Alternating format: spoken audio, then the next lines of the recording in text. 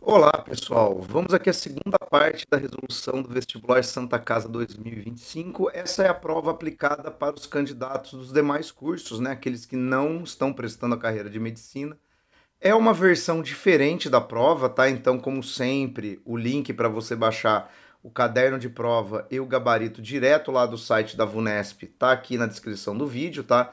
É uma prova mais curta, a gente vai fazer 6 questões da disciplina de História, tá? Começando aqui pela questão 17, ó. Então vamos lá. As controvérsias entre castelhanos e portugueses acerca das zonas de navegação marítima e divisão dos territórios não estavam solucionadas. Assim surgiu o Tratado de Tordesilhas em 1494 para pôr fim à contínua rivalidade entre Portugal e Castela pelo domínio do Atlântico, suas ilhas e terras continentais. O tratado delimitava, por mútuo acordo, uma linha imaginária direta do Polo Ártico ao Polo Antártico, a 370 léguas do oeste dos Açores das ilhas de Cabo Verde, dividindo o Atlântico.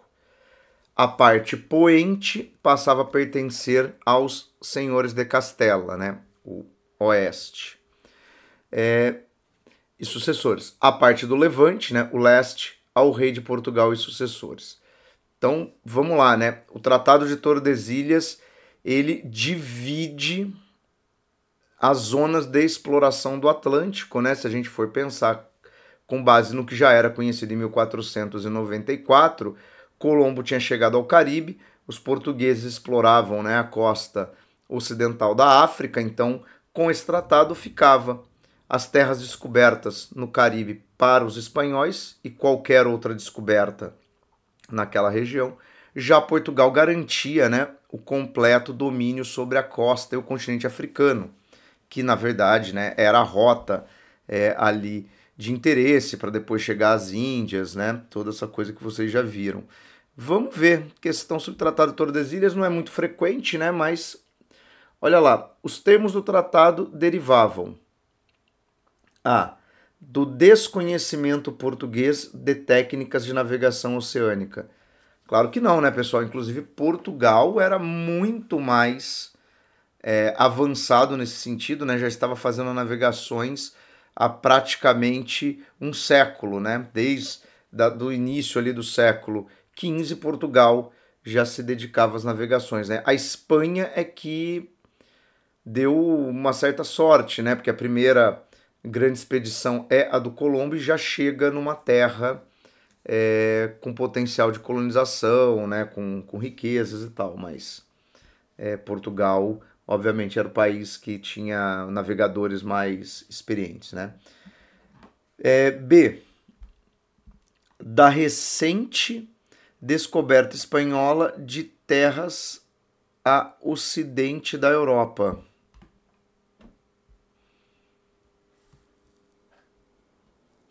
Então, você tem ali, ó, descoberta ao ocidente da Europa, né? O Oriente está para um lado, o Ocidente, você teria que imaginar um mapa, realmente, a oeste é a América. Ó, parece interessante essa daqui. C. Desinteresse português em relação ao comércio de especiarias.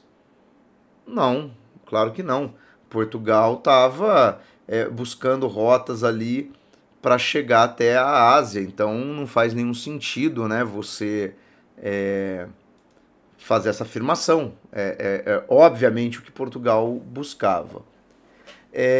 D. Hegemonia política e militar espanhola sobre o território de Portugal. Mas aqui teria que lembrar lá da União Ibérica, né? Isso não faz sentido, né? A União Ibérica é muito posterior. E aí, controle mercantil português no Oceano Índico e nas Índias Orientais. Mas o Oceano Índico nem está mencionado, o Tratado de Tordesilhas se aplica ao Oceano Atlântico, né? Então, aqui é a alternativa B, é uma menção ao descobrimento da América pela expedição do Cristóvão Colombo. Tá? Então, aqui tranquila, né? Uma questão ali introdutória. Normalmente, eu falei que não é muito comum, porque normalmente, assim, o Tratado de Tordesilhas, ou toda essa discussão, elas muitas vezes aparece como um conhecimento que tem parte ali na questão para você entender do que se está falando, né? Mas bem interessante aqui uma pergunta sobre aspectos da formulação desse tratado. Bom, vamos aqui para a questão 18, ó. Muitas sociedades tiveram pessoas escravizadas. Não basta, pois, a sua existência para definir uma sociedade como escravagista. Para isso, outras condições devem estar presentes: alta proporção de escravizados na população, forte dependência econômica em relação ao trabalho escravo, estrutura agrária de latifúndio, influência onipresente da escravatura permeando toda a vida social. Bom, então aqui é um texto que está abordando a questão da escravidão, né, do Rubens Recupero. Só tem uma coisa que eu faria uma correção aqui, uma observação, que é o seguinte, né? Não necessariamente para você ter uma sociedade escravagista, você precisaria ter uma estrutura agrária de latifúndio, tá? Você pode ter uma sociedade escravagista que não seja agrícola. Por exemplo, o Brasil tem na mineração uma sociedade de trabalho de base escrava, né? Você pode também ter escravidão permeando todos os aspectos da vida social e econômica numa sociedade que tenha uma distribuição de terras menos concentrada, mas ok. Ele que está falando, né, do Brasil colonial, né? Então vamos lá. Os argumentos apresentados no excerto aplicam-se à atividade comercial do escambo nas feitorias portuguesas nas décadas iniciais da colonização do Brasil. Só que esse comércio de escambo, né, ligado a feitorias portuguesas nas décadas iniciais da colonização do Brasil, era um escambo feito com os indígenas. Isso está muito associado ainda àquele ciclo inicial do pau-brasil, da exploração de outras riquezas que eram nativas, né? Não de uma estrutura de produção usando o território. Então por isso que não é a A. B. Ao conjunto das economias exportadoras de grande volume de produtos primários ao longo da história do Brasil. O problema aqui talvez seja ao longo da história do Brasil. Por quê? Porque o Brasil para de ter escravidão no final do século XIX e a gente continua tendo economia exportadora, né, de grande volume, principalmente de produtos primários, principalmente agrícolas, né? E nós fazemos isso com um trabalho que não é escravo. Então, esse ao longo da história do Brasil dá uma ideia de algo que é permanente. Então, talvez muita gente tenha marcado, mas tome cuidado, hein? Vamos ler as outras para, se não houver uma melhor, aí sim, né? C. As regiões florestais tropicais do litoral brasileiro com elevada densidade populacional de povos originários. Aqui não tem nada a ver, não tem sentido nenhum, né? Até porque está falando de povos originários. Quando a gente pensa na escravidão no Brasil, né, ela é uma escravidão fruto do tráfico negreiro, então não faz sentido. D. Ao emprego abrangente do trabalho compulsório da esfera econômica às tarefas cotidianas da população brasileira. Trabalho compulsório, trabalho forçado, trabalho escravo. E aí tem a ver aqui com esse final, né? Permeando toda a vida social. Então você tem desde as atividades mais pesadas e produtivas até as tarefas cotidianas, tarefas domésticas, né, no comércio, na construção. Então a D é melhor do que a B. Vamos ver a E. A história do Brasil anterior aos comércios intercontinentais regulares da colônia brasileira no Atlântico Sul. Não, né? Porque todo esse comércio intercontinental, por exemplo, pensar entre Brasil e Europa, se dá no período colonial em torno de atividades derivadas da produção escravista. E se você pensar, então, na relação intercontinental, porque aqui não fala Europa só, entre Brasil e África, aí não tem nem o que questionar, né? Porque é puramente tráfico negreiro. Então, aqui, ó, alternativa D, tá? Na questão 18. Vamos aqui para outra coluna, ó. Imagem do Tiradentes, ó. Questão 19. Analisa a escultura do artista Virgílio Sestari, a qual representa Tiradentes, instalada na praça da cidade mineira de Ouro Preto, antiga Vila Rica, em 1894. Ó, Tô lendo a prova aqui pela primeira vez, já até imagino o que eles vão perguntar. Vamos lembrar uma coisa, né? A Inconfidência Mineira, e essa semana uma aluna me perguntou a data, né? É 1789, pessoal. Não esquece, tá? É a mesma data do início da Revolução Francesa, tá? Embora a influência não seja da Revolução Francesa, é do Iluminismo, mas não da Revolução Francesa, né? Diretamente. Né? Tem o tempo, né, dessas influências. Mas repara que essa estátua, ela já é do Brasil República. O Brasil se torna República em 1889, e aí o Tiradentes é elevado à condição de herói, porque tem o viés republicano, da Inconfidência, aquela coisa toda. Bom, vamos ver do que se trata. A escultura expressa a exposição do corpo martirizado do herói da independência do Brasil. Bom, aqui a gente já tem um problema óbvio que é o seguinte, né? O corpo martirizado teria que ser o corpo do Tiradentes após a sua morte. Isso remete muito àquela imagem da Tiradentes esquartejado do Pedro Américo, né? Aqui não, aqui é uma estátua dele vivo, né? Inteiro ali. Não tem nem... Não tá enforcado, imagina que mau gosto que seria. B. Esforço de mitificação da figura do participante da Conjuração Mineira. Conjuração Mineira é outro nome para Inconfidência Mineira. Sim, né? Um esforço para torná-lo um mito histórico, uma referência. Então aqui vai ser a B, né? Tá muito óbvia essa resposta. Vamos ver as outras. Caracterização da figura como oriunda das camadas oprimidas da sociedade mineradora. Mas aí não dá para fazer essa ligação, né? Até porque na mineração você tinha muitos escravos, aí Tiradentes não é um escravo, ele não é associado a elementos das camadas populares ou dos escravos. D. Tentativa de revelar as verdadeiras feições do participante da Conjuração Mineira. Ah, isso é interessante, né?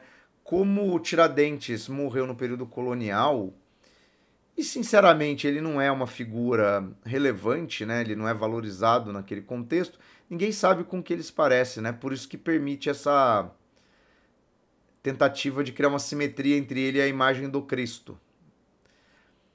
E aí, disposição ao sacrifício do único herói popular da independência do Brasil. Não, aí também está errado, porque existem outros heróis populares, né, que tentaram processos de independência, né, porque tem a Conjuração Baiana, e também dá para se discordar se Tiradentes é um herói da independência do Brasil, né? Afinal, a Conjuração Mineira não atingiu seu objetivo.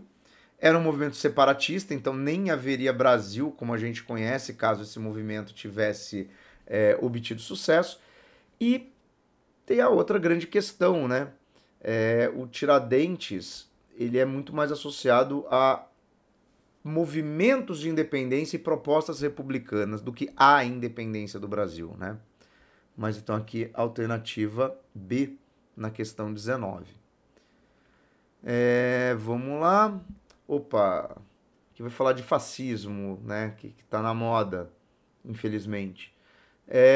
No segundo congresso dos FACI, 24 a 25 de maio de 1920, Mussolini expuseram seus pontos de vista com relação à questão do Vaticano e da República.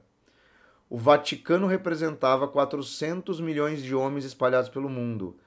Podia-se utilizá-lo em benefício do expansionismo italiano. Quanto à questão da monarquia, não se devem julgar as suas obras.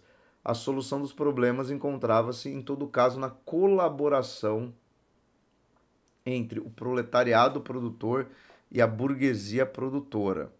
Né? Robert Paris, A Origens do Fascismo. Né? Só uma coisa breve aqui sobre o fascismo. Né? O fascismo tem essa característica, né? Ele tenta conciliar as massas, então, assim, ao mesmo tempo que ele é uma ideologia que não é socialista, porque vai defender o empresariado, vai defender a indústria nacional, ele tem esse discurso, né, de que isso é bom para a classe trabalhadora porque vai gerar emprego. E isso é um discurso muito interessante no momento de crise, né?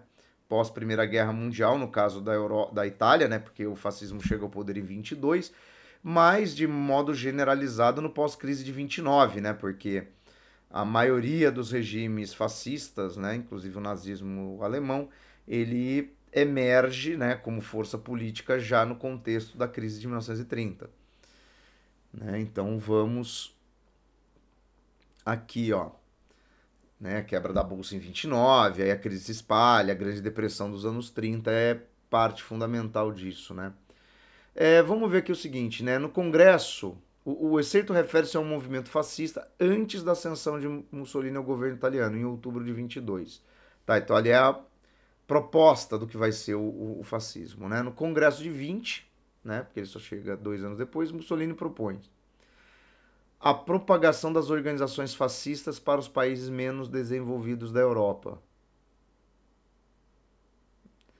Ele não está falando de países menos desenvolvidos, né? Ele está falando espalhar geral, né? A aliança política dos fascistas com os partidos operários socialistas da Itália. Ah, deve ter gente que até marcou isso aqui, né?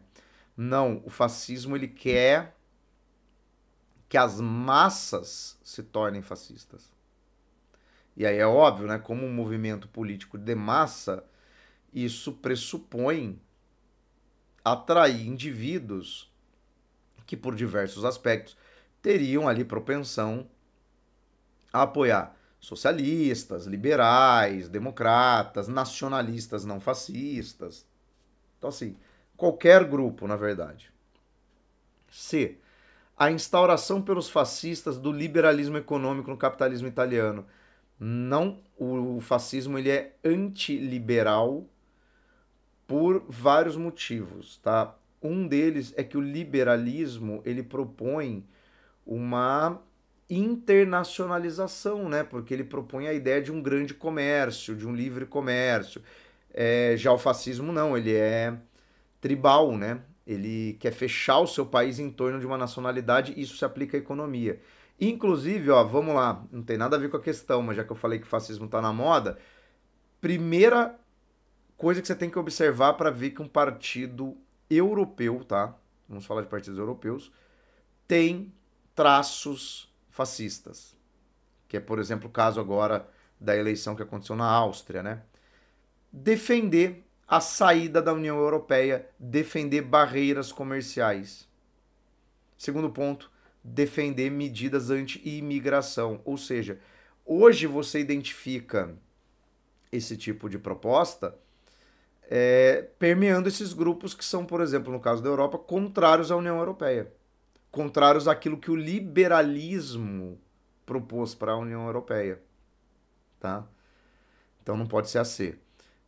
D. Incorporação nas unidades fascistas de opositores à Primeira Guerra Mundial. Não, né? Porque, vamos lá, opositores à Primeira Guerra Mundial. Primeiro que vamos pensar em termos de contexto, né? A Primeira Guerra Mundial já tinha acabado.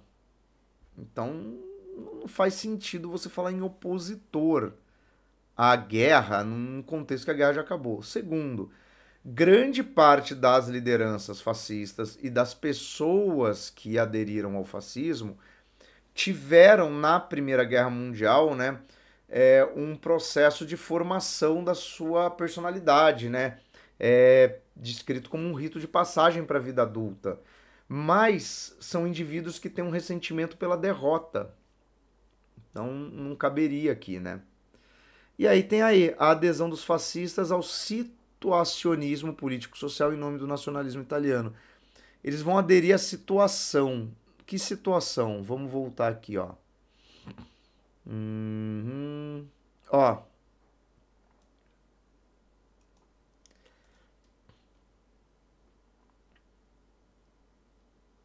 Né? Ele tá falando, olha, a Itália ainda era monarquia quando o fascismo chegou ao poder. Ele tá falando, olha, não deve julgar, vamos ali tentar. Quer dizer, o fascismo está se adequando, o discurso ali é um discurso que dialoga com a situação política existente na Itália, tá? Então, por isso a alternativa E, mas concordo que é uma alternativa que soa um pouco estranha, tá? Vai mais por eliminação das demais. Então, não achei também muito bem clara essa última, não. Mas vamos aqui às duas últimas questões, ó. 21. No confronto, foi possível controlar a escalada em guerras como a do Vietnã e Oriente Médio e as crises mais dramáticas, como Berlim 48 e 61, dos mísseis 62. A regra implícita era que as lideranças dos blocos não evoluíam para conflitos diretos. Bom, estamos falando aqui da Guerra Fria, né? Então, Gerson Fonseca, Brasil 200 anos, anotações sobre política externa brasileira antes e depois do bicentenário. Tá. O excerto menciona um confronto posterior à Segunda Guerra Mundial. Pô, é a Guerra Fria, né? Porque tá dando vários exemplos ali, mas não fala o nome da Guerra Fria. É isso. Então vamos ter que achar uma caracterização da Guerra Fria aqui nessas alternativas. Esse confronto era fundamentado no equilíbrio de aparatos técnicos militares de duas potências hegemônicas? Sim. União Soviética e Estados Unidos. Aparentemente é a alternativa A. B. Sustentado pelo domínio exercido pelas potências capitalistas sobre países em desenvolvimento. Mas aí a Guerra Fria não teria seu aspecto ideológico, né? Você vê que ele está excluindo na B a possibilidade de um país socialista. Coordenado pela atuação diplomática mediadora exercida pela Organização das Nações Unidas. Não, as Nações Unidas não é um organizador desses contextos, né? Muitas dessas coisas ocorrem por fora da ONU. Derivado dos tratados de paz assinados entre os países vitoriosos da última guerra.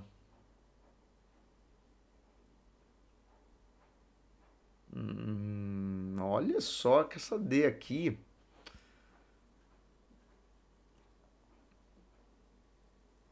Né? Porque se a gente pensar, a França e a Inglaterra têm nexo na Guerra Fria também, né? Tudo bem que no caso dos ingleses, às vezes é um aspecto muito mais do imaginário associado, por exemplo, a James Bond, né? Mas o problema é que a Guerra Fria é muito polarizada, né? Entre Estados Unidos e União Soviética, então a A é melhor. Mas aqui tem uns probleminhas, viu? Porque tem uma certa relação com a forma como você divide, né, faz esses tratados do pós-guerra, né, a divisão da Alemanha, coisas do gênero, mas não é só isso que é a Guerra Fria, né? É determinado pelo predomínio dos interesses econômicos dos países líderes na ordem mundial multipolar. Não, mas aí vocês aprendem em geografia, né, que é o mundo bipolar, né? Então,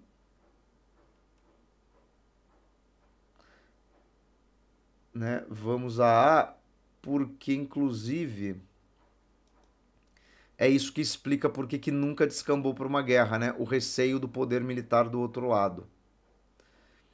E aí a última é um texto do Eric Hobsbawm, né? Sem dúvida a tecnologia informática está produzindo uma mudança notável no mundo no trabalho. Claro que é tecnicamente possível trabalharmos em casa, mas toda essa conversa sobre trabalho descentralizado em casa não passa de propaganda para justificar demissões. A British Telecom está se preparando para se livrar de 10% de sua força de trabalho, com base na suposição de que poderão realizar suas tarefas a partir de casa. Essa conversa, né, da modernização vai facilitar para o trabalhador? Não, vai dispensar o trabalhador, né?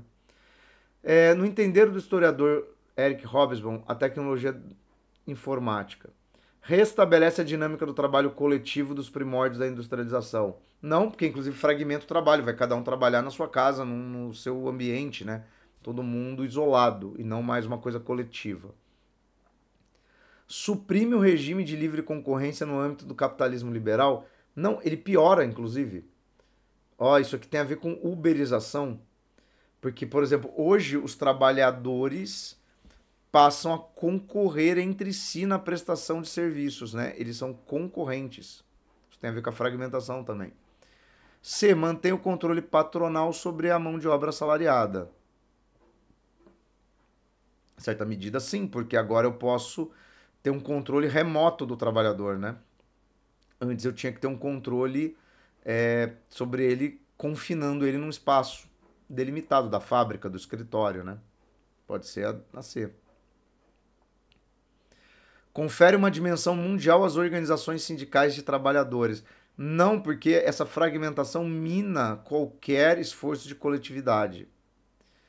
Reinstaura o ritmo da atividade artesanal na produção de mercadorias. Não, galera, porque basicamente isso vai se estender a serviços, né? E não a fabricação de mercadorias. Então aqui é o item C e eu já vou comentar o seguinte, né? Isso aqui tem a ver com a uberização. Repare que todas as alternativas incorretas, elas vão no sentido de que esse processo daria ao trabalhador uma certa autonomia ou estabeleceria vínculos entre os trabalhadores, que é o oposto do que isso acaba resultando. E essa questão aqui se parece demais com o tema de uma questão da Unicamp, tá? Se não me engano, 2020, que falava justamente da uberização dos trabalhadores. Resolvi essa questão em sala de aula outro dia. Mas é sobre isso. Então, feito isso, está encerrada aqui essa resolução. Coloca aí nos comentários o que você achou dessa prova, né? Se você fez ou se você está fazendo ela como estudo. Se você gostou, indica aí para os seus amigos, se inscreve no canal, compartilha, ativa as notificações, dá hypar, o que tiver aí de botão aperta, ajuda o canal a chegar para mais gente, que aí isso me ajuda também a fazer mais vídeos, beleza? Bons estudos, pessoal, e até o próximo.